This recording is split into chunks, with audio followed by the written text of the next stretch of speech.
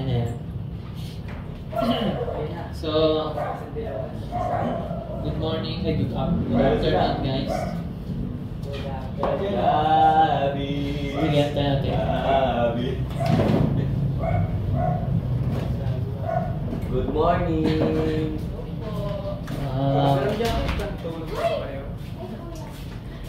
So, di pa tayo nag-research.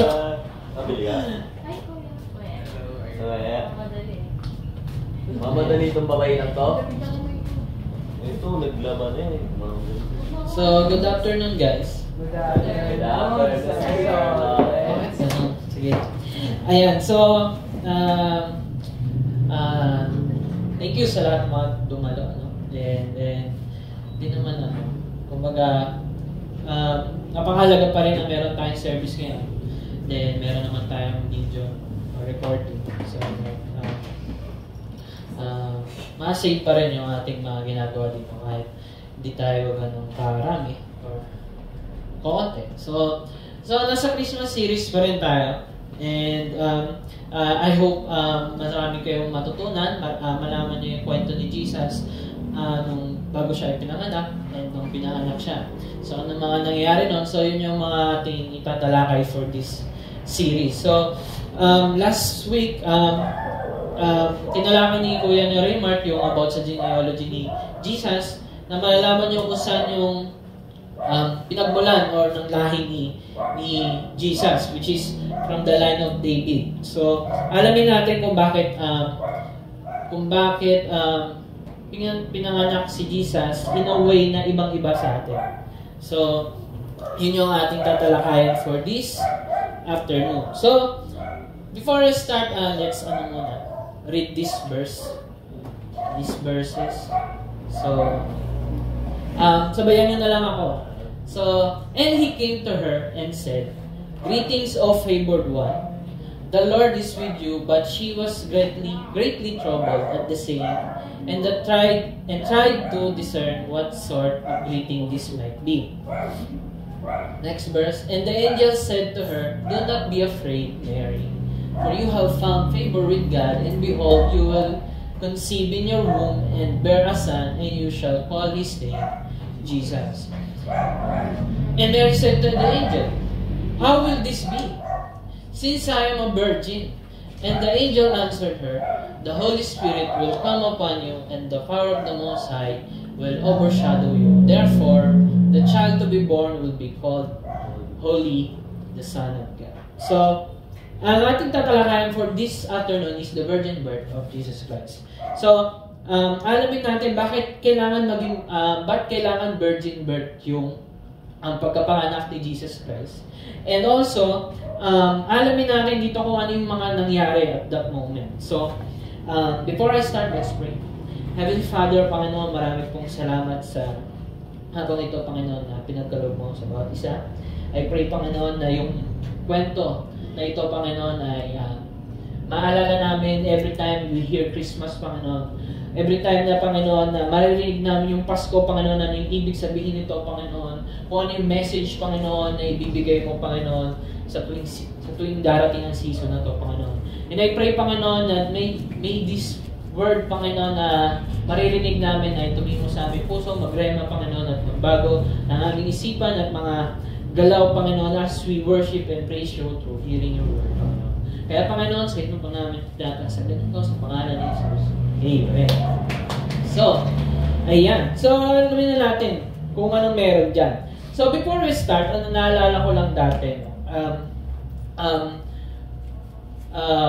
minsan, kapag dumarating ang Pasko, lagi ako nag-i-expect. Lagi ako merong lagi ako merong 1,000 niya pagdating ng Pasko. Dapat meron akong laging 1,000. Yan. Wala akong Pasko. Sabo. Hanggang sa dumating yung point na tumatanda na ako. And then habang tumatanda ako, pabawas ng bawas. Nagiging 800, nagiging 500, nagiging 100. Lalo na nung naging college ako. Ang dami kong pinagagastusan, may thesis, may lahat ng requirements. Hanggang sa, alam mo yun, dumating yung Pasko na parang, Lord, ganito ba talaga dapat yung Pasko ko? Parang lungkot ko naman. Parang hindi idea. So, yun yung isa sa mga nangyari sa akin. And somehow, sinasabi ko sa sarili ko, Lord, ang saya nila, tapos ako, ito, malamig ang Pasko. Tapos, malamig din yung bulsa ko. Ang daming hangin. Pagpasok mo na kami sa bulsa ko, puro hangin. Diba? And, ayun. So, medyo makaka-relate tayo sa kwento na to. Kasi somehow, yung unang Pasko is hindi ideal. Kumbaga, hindi siya parang kwento na parang asahan mo na tuwing Pasko mangyayari. No? So, yun yung alamin natin. Isa yun sa mga alamin natin. And at the same time, ano ba yung importance? Kung bakit kailangan maging virgin birth yung pagkapanganak ni Jesus Christ. Kasi, isa to sa doktrina ng church. Na dapat, naniniwala tayo dyan.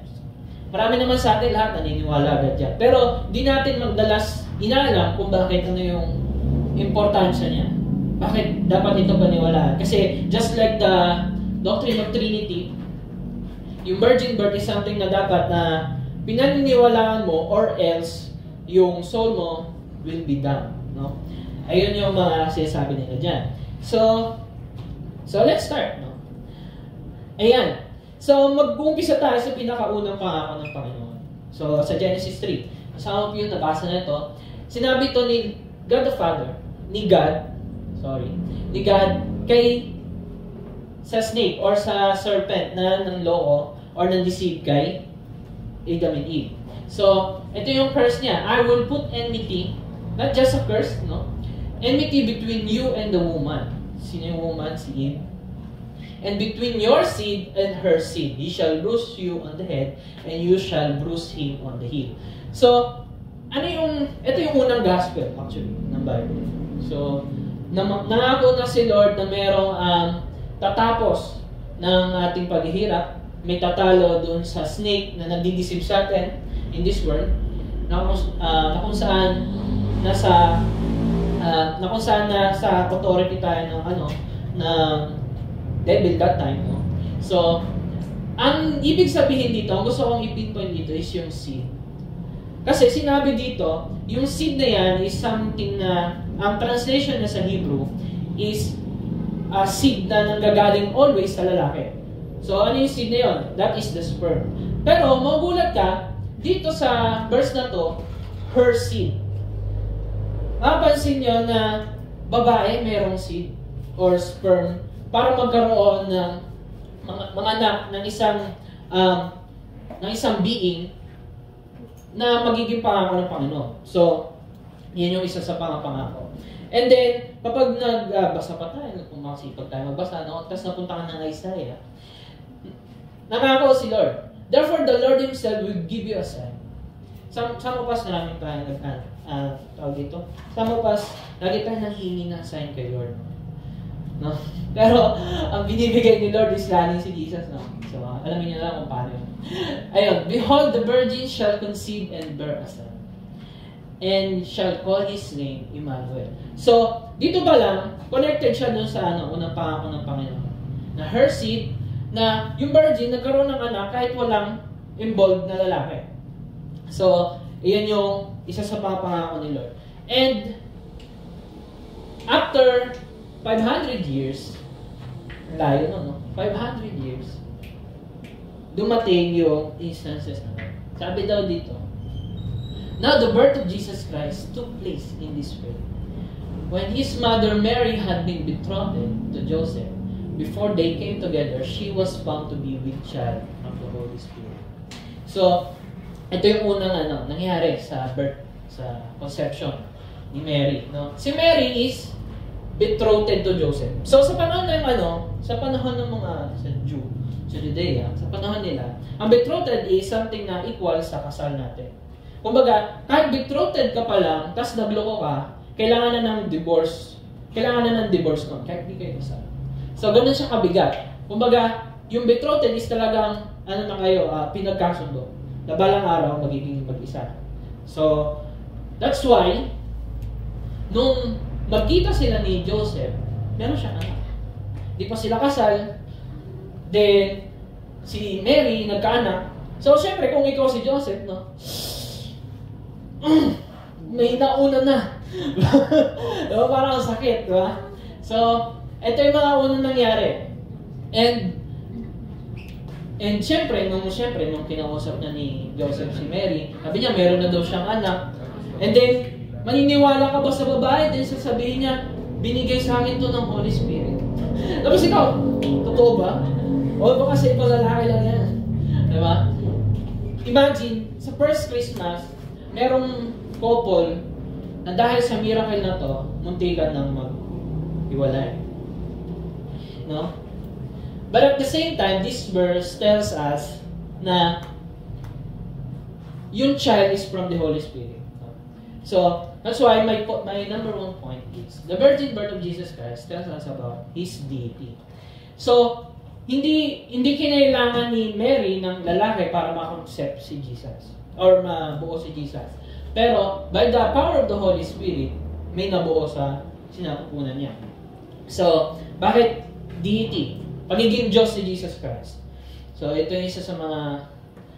Ayan, sabi ni Jesus dito, I have come down from heaven, not to do my own will, but the will of Him who sent me. Hindi niya sinabi dyan, pinanganak ako dito. Diba? Hindi ganon. Sabi niya, bumaba ako dito, not to do my own will, but the will of Him who sent me. So, my point is, Jesus is not a created being. And He is an eternal being that came down from heaven. So, always be reminded of that. Na kaya tayo naniniwala sa virgin birth kasi hindi siya basta binuo lang. Kasi galing siya sa heaven and He came down. So, that's why it is very important na naniniwala tayo sa virgin birth of Jesus Christ. No? Kasi it proves, or it is the evidence na He is God. And He is eternal. No? So, dati kasi naalala ko pa nung medyo bata-bata pa ako, wala pa akong alam sa Trinity. Naalala ko pa yung time na kung si Jesus yung gumawa ng lahat, paano siya yung pinanganak? Di ba? Parang ang gulo. Sabi ko, sige na nga lang, oo na lang ako sa mga to. Sige, Jesus, Diyos kita. Minsan, hindi natin kine-question yun. Pero nung time na pinasya ko, meron pala, Trinity pala. Na si God, He came down and be with us. No? So, tuloy natin yung kwento. Isa lang yan sa mga doctrine na dapat nyo maintindihan. No? So, balik tayo dun sa kwento. Now, before they came together, bago pa sila maging mag-isa or married. No? So, ano yung sumunod nangyari? And her husband, Joseph, so, husband na agad, hindi pa sila kasal, pero tinawag na siya ng author na husband ni Mary. No? Being a just man, hindi yan ibig sabihin na basta tao. No? Hindi. Ang ibig sabihin ng just dyan is righteous. He is a righteous man. He is just. And unwilling to put her to shame. So, imagine, di ba? Kung ikaw yung lalaki, hihiwalay mo na to kasi may anak na siya. Galing sa ibang lalaki, yung pa naiisip niya. Pero dahil totoo yung pag-ibig ni Joseph kay Mary, and he is just, ayaw niya mapahiya si Mary. So, nag-isip siya kung paano niya i-resolve yung divorce ng tahimik. Kasi, magiging panic sa pangalan. Kasi ang mangyayari dito, parang upang magkaroon pa ng asawa si Mary, hindi niya ikakalat na nagloko siya. Parang gano'n. Kasi in that time, wala namang trabaho ang mga babae. Puro lalaki lang nagtatrabaho. That's why iniingatan niya yung reputation ni Mary. That's why, kapag mayroong kakasala sa atin, maging maingat tayo. Dahil, kapag bumawi tayo, mas malamang sa malamang, nagiging mas matindi yung bawi natin. That's why hindi natin i-practice sa Christian na laging naghihigante. Kahit nalit na bagay lang. Kunyari, sinuntok ka lang tapos ang binalik mo malakas na suntok. Or nahampas ka lang kasi natawa yung katabi mo. Tapos pagbalik mo, ang lakas. Diba? O kaya inasar ka lang tapos binawian mo ng asar. Diba yung mga maliliit na bagay, parang kapag hinahayaan nyo lang nangyayari, lumalala ng lumalala.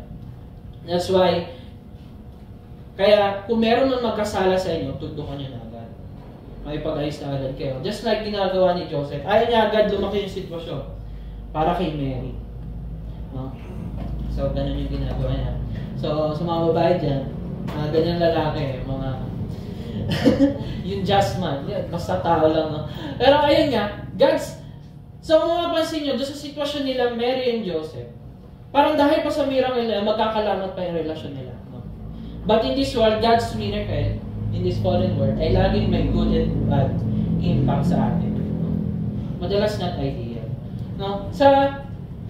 Sa blessing na na-receive nila Mary and Joseph, hindi ganong ka-ideal. Kasi, na-heartbroken na si Joseph. Tapos, iniisipan niya pa ng iba yung si Mary. No? Parang nagkasala pa siya. Kasi may naisip siyang parang hindi pa siya naniwala sa kanya. No? And then, ganoon din sa ating buhay. When things happen, no, na not ideal, sometimes may ginagawa si Lord for us para mas makilala natin siya, mas ma-receive natin yung blessing in a way na mas na-appreciate natin. Paano mo nasasabing ang sarap at ang busog mo sa tuwing kumakain ka? Diba? Nasasabi mo yan kasi dumating yung point na nagutom ka. Kaya nung kumain ka, sobrang sarap. Tapos, nung nabusog ka, satisfied ka.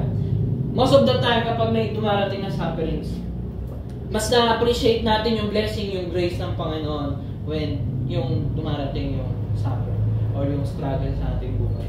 That's why kapag merong struggle sa ating buhay, huwag nating isipin na yun yung end.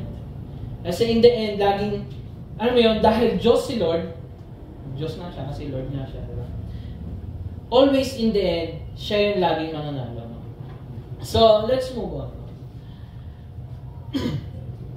Ang sabi naman dito, so nag-iisip na si Joseph. Umalis siya. Pumunta siya ng Arcobia.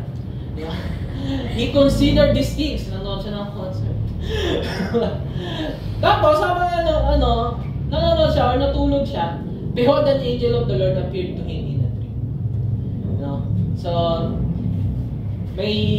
sa panaginip niya, may dumating na anghel and then sinabi sa kanya, Joseph, son of David, do not fear to take Mary as your wife, for that which is conceived in her is from the Holy Spirit. She will bear a son, and you shall call his name Jesus, for he will save his people from their sins. So, nung malaman to ni Joseph, panigurado, nawala yung niya. Yung iyak-iyak niya sa concert, nawala noon, naging masaya siya, di ba? Tapos, nung marinig niya yung balita na to, so, alam niyo yun, dahil broken-hearted siya, and then narinig niya yung good news, sobrang saya niya, pinunta niya yung asawa niya, which is automatically kasi mag-asawa na sila. Magpapakasal na sila, betrothed na sila. And imagine, no, na kung inisip niya, si Mary pinili ni Lord para maging ina ni Jesus. Napaka-sarap sa piling sa kanya yun, no? And talagang makikita niya na hindi siya niloko ni Mary. And then, sabi niya dito, bilis lang tayo. And this took place to fulfill what the Lord has spoken by the prophet. Sabi ng author, kinote niya yung kanina nating kinote sa Isaiah. Behold, the virgin shall conceive and bear a son, and they shall call his name Emmanuel, which means God with us. No? Na ang Diyos, hindi naman natin pwedeng sabihin na, totoo ba ang Diyos? Magpakita ka nga, Lord. Magbigay ka nga ng sign. Lord, gawin mong pula yung dagat. O kaya yung crush ko, sagutin ako or lapitan ako, mga ganun. Kung totoo ka talaga, Lord, minsan ganun tayo. No? And it is because of our unbelief. No? Maniwala ka man o hindi, meron pa rin Diyos. Maraming man magsabi na hindi totoo yung Diyos nyo, hindi yan totoo si Jesus. Totoo pa rin siyang Diyos. No? Hindi pa rin matatanggal yung title niya dahil sa kakasabi natin ng kung ano-ano. That's why, kung magpapakilala man ng Diyos or ipaparanas niya yung pagmamahal niya sa atin, sa paanong paraan? Hindi naman basta bigla na lang siyang bumaba dito, hindi lahat tayo lusaw. Dahil sa glory and holiness niya. Lahat tayo makasalanan, lahat tayo lagpak. Bumaba man siya dito, lahat tayo patay. So ano yung isa sa mga paraan niya para yung holiness niya, hindi mawala, nandun pa din. And then, yung pagmamahal niya, may paranas niya sa atin. So So he looked down and came down. Para iparanas yung pag-ibig niya. Kasi kung in the same time he is holy and he loves you, paano niya may paparanas yun na hindi siya magkatawang pa? Lahat tayo manuluso. Lahat tayo mamamatay sa glory and holiness. Imagine, a holy God is with us. Okay. So, sumunod. When Jesus woke from his sleep, pagkagising niya, parang sarap ng gising niya, parang hindi siya nabangungot. Tapos kainom pa siya ng kape. So, he did as the angel of the Lord commanded him. He took his wife, but knew her not until she had given birth to a son. And he called his name Jesus. Ibig sabihin ng knew her not dyan is sexually or makilala mo yung isang tao physically. So, knew. Yun yung ibig sabihin nun. So that, may panganak pa rin si Jesus. May panganak pa rin siya ni Mary as a virgin. So, hindi sila nag-sex habang hindi pa pinapanganak si Jesus. So, to fulfill the prophecy pa rin na pinanganak si Jesus ng Virgin Mary. In Virgin Mary. So, sabi ko dyan, ayaw ng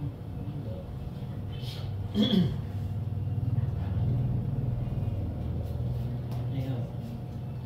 Hindi nga ideal na nangyayari sa atin or yung nangyayari kay Joseph or sa ating buhay. Pero lagi merong nakahandang ideal situation si Lord sa bawat anak niya. Hindi. So, kung maranasan mo mga yun yung sakit, after 5 years, 10 years, magiging okay ka rin naman. No? Pero, may kita mo na yung lahat na nangyari sa buhay mo, lahat merong lesson. Lahat merong makukuha ka na abutin na lang, naging ganun ako. Naging malungkot ako that time. Kasi kung hindi ako naging malungkot that time, hindi ako pupunta ng youth life. Hindi ako mararanasan yung love ni Lord. Hindi ko makikilala yung mga friends ko na ngayon nandito. So, always sa panig ni Lord or sa care ni Lord, maghirap man tayo, maging masakit man yung nararanasan natin. In the end, siya pa rin yung mananalo. In the end, siya pa rin yung magbibigay sa'yo ng assurance na ikaw ay mahal, ikaw ay tanggap. Kailanman hindi yun mawala. No? So, yun yung kwento nila. No? Medyo simple lang. So, balik tayo doon sa sinabi kay Joseph. She will bear a son, and you shall call his name Jesus, for he will save his people from their sins. So, dito, sinabi pala dito na si Jesus is nanggaling sa sinabi. From unlimited God, He limits Himself and became like a fetus. Lumaki na process, 9 months. And naranasan niyang lumabas sa sinapupunan ng nanay niya na may dugo, pinanganak sa may sabsaban, hindi magandang hotel. No? Hindi na hotel yun eh. Kainan pa ng kabayo, no? Kalabaw. Hindi ideal. No? God Himself, inhumble niya yung sarili niya. No? Para sa ating lahat. So, it tells us about His humanity. So, ang isa sa pinamahalaga kung bakit mahalaga yung virgin birth is, it tells us about His humanity. Kanina, His deity and His humanity. Na lahat nung nangyari sa atin noon, naging process ng ating buhay, nangyari din kay Jesus. No? Nabuha sa fetus, pinanganak sa mundong ito, naghirap na ranasan ng suffering, nagutom, naguhaw. So, anything na sinasabi mo na masakit, alam ni Lord yun, kasi naranasan yun. And imagine, pati mga taong malalapit sa'yo na lumayo, naranasan din ni Jesus yun. Dahil on the cross, yung mga disciples yun nawala. No?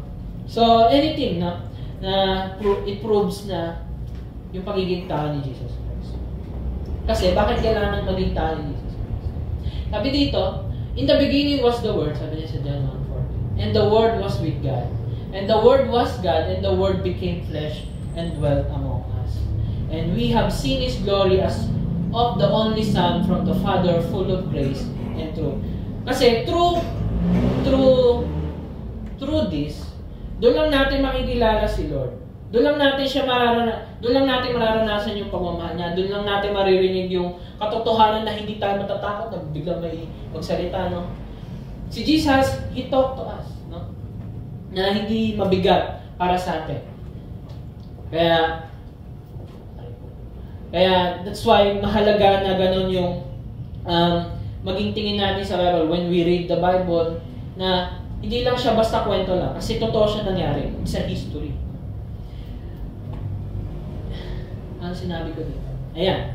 And another point is, di ba sabi dito sa genealogy ni Jesus, dito sa Holy, sabi dito, and the Jacob, the father of Joseph, the husband of Mary, whom Jesus was born, who is called Christ. Dito, makikita pa lang na yung pinanggalingan ni Jesus, hindi sinabi dyan na Joseph the father of Jesus. Hindi dyan sinabi na Joseph the father of Jesus. Sinabi dyan, Joseph the husband of Mary. So, pinapakita rin dito na si Mary, hindi niya kinailangan ni Lord ang babae at lalaki para mapanganak si Jesus. Kinailangan niya lang si Mary and under authority of Joseph. So that's why the virgin birth of Jesus Christ tells us about His sinlessness. Kasi, bakit tayo makasalanan sa sinapupunan pa lang ng magulang? Kasi namanan natin yung kasalanan ni Adam through him. So, bawat tatay makasalanan. And then kasalanan ng tatay napapasa sa atin. And naputol yon doon sa buhay ni Jesus Christ kasi walang tatay na naging involved. And that's why pinanganak siyang sinless. Walang kasalanan. So, sinabi dito sa Romans 5:12, therefore, just as sin came into the world through one man, which is Adam, and death through sin, so death spread to all men because all sin. For us, by the one man's disobedience, the many were made sinners. Dahil sa kasalanan ni Adam, sa mga nagawa nilang kasalanan, na-receive natin yung kasalanan through our fathers. But, so by the one man's obedience, the many will be made righteous. Sinasabi dito, dahil sa pagiging righteous ni Jesus, doon natin marireceive yung righteousness. Kung kay Adam natin na-receive yung sinful life, kay Jesus natin marireceive yung righteousness or just na pamumuhay, no? So that's why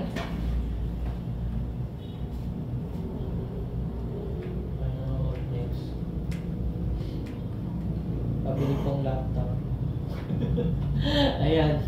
That's why, ito yung isa sa mga, ito na yung listahan natin kanina. Ng importance ng virgin birth ni Jesus Christ. Para may pakita sa atin that He is God and He is man. And at the same time, siya ay sinless. That's why, He is a perfect sacrifice. He is a perfect being na magliligtas lang sa atin. Kasi we can save ourselves. No? And because of that, sa virgin birth of Jesus Christ, doon din natin makita yung nature ng grasya niya. No? Dito na mag-e-end. Mabilis na. Diba? Alam ni Lord lahat ng nangyayari sa atin. Pain, struggle. Kahit hindi ka magsabi, alam ni Lord yan. Calamity, corruption sa mga government natin, injustices, mental health issues, alam ni Lord yan. But sabi ni Lord dito, sabi ng angel, for He will save His people from their sins. Hindi niya sinabi dyan na He will save you sa mga utang mo, He will save you sa mga sakit na salita ng ibang tao, sa corruption. Hindi ka ililigtas ni Lord dahil lang dahil kulang ka sa pera, no? Or para maging mayaman ka. But ililigtas na tayo dahil sa kasalanan natin kasi doon ang gagaling lahat ng pangit sa mundo natin.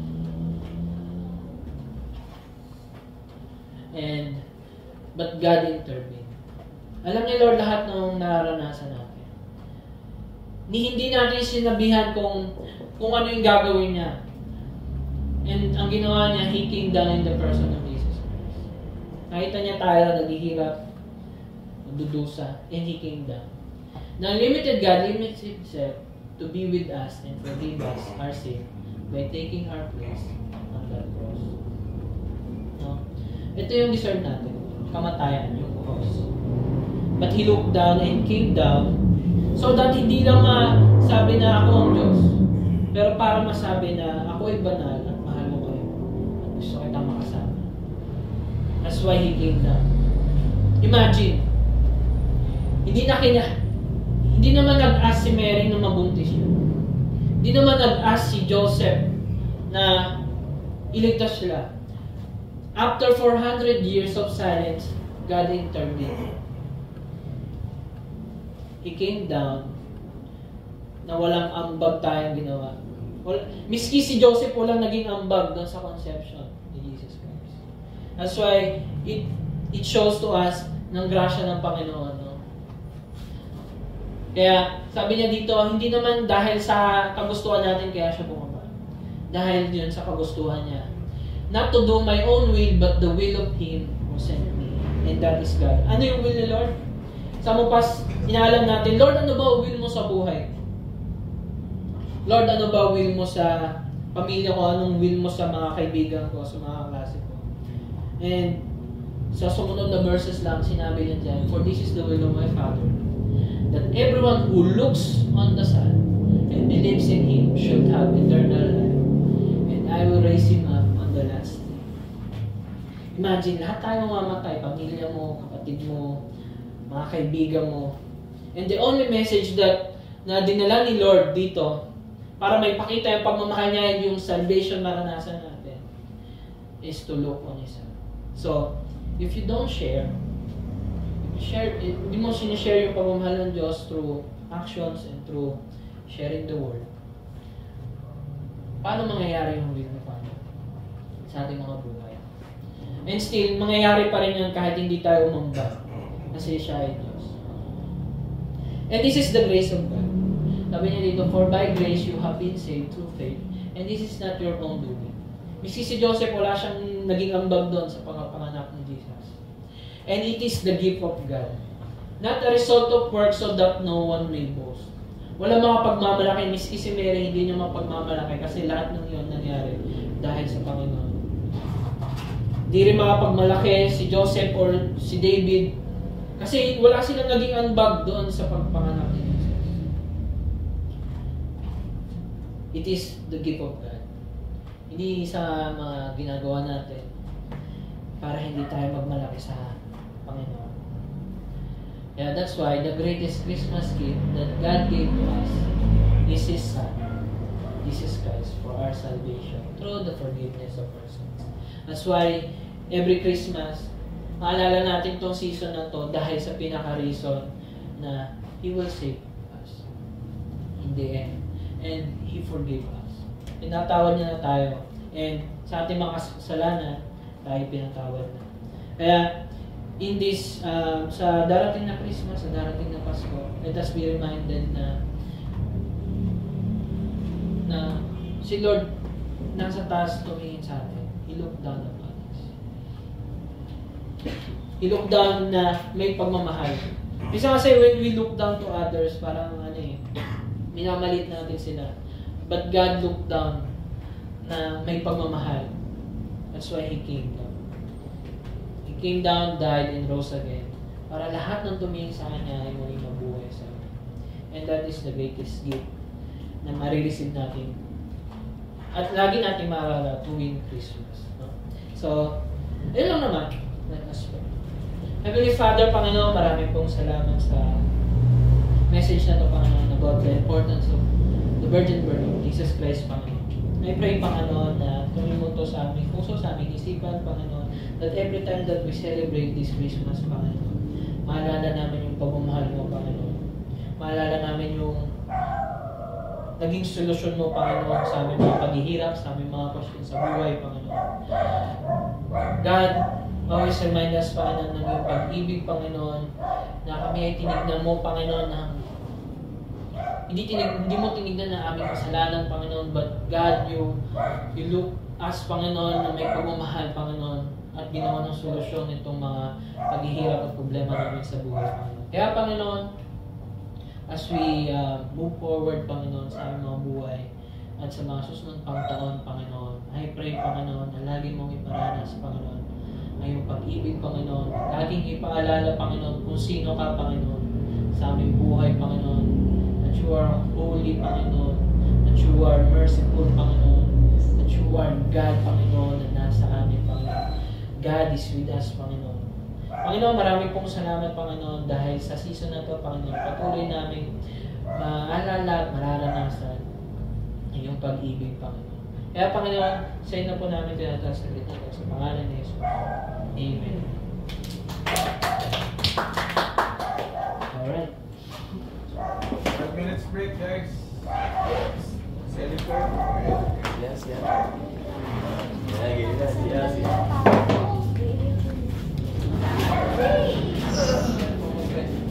Bili tayo si pautang sa 10. Sa video.